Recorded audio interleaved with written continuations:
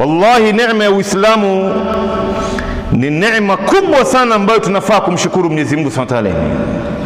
Na unapomuona mtu yoyote bado si Muislamu, hajasilimu, bado ni kafiri, usimlani wala usimkejeli wala usimwapize. Yako wewe ni umfanyie da'wa na umuombee Mungu. Umuombee Mungu na yeye vile vile apate kuiona nuru ya Uislamu, kwa sababu lao anafariki katika ukafiri wake, basi yeye hana chake mbele ya Mungu. Mwenyezi Mungu anasema inna dina inda Allahi al-Islam, dini mbele ya Mungu ni Uislamu.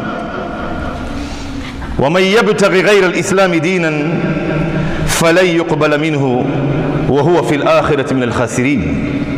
Yeyote ambaye atakayefuata dini, atakayefuata mfumo wa maisha isokuwa Uislamu, hatakubaliwa, na siku ya kiyama atakuwa miongoni mwa watu wenye hasara.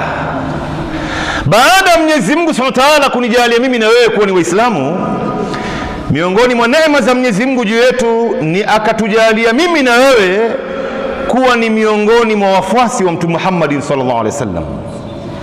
Tukawa tunazifuata sunna za bwana mtume, sunna zake bwana mtume. Wewe kuwa ni katika ahlus sunna wal jamaa, hii ni neema miongoni mwa neema.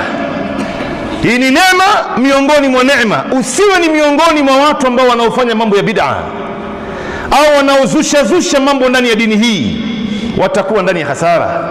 Kama Mtume sallam alivyosema katika hadithi iliyopokelewa na Bi Aisha, Mtume anasema man amila amalan laysa alayhi amruna fahuwa rad. Mtu yoyote ambaye atakayefanya kitendo ambacho hatukuifundisha ndani ya hii dini, kwenye Qur'ani hakuna wala katika sunna za bwana mtume hakuna, atarudishiwa naye mwenyewe peke yake, atapigwa naye kwenye uso wake.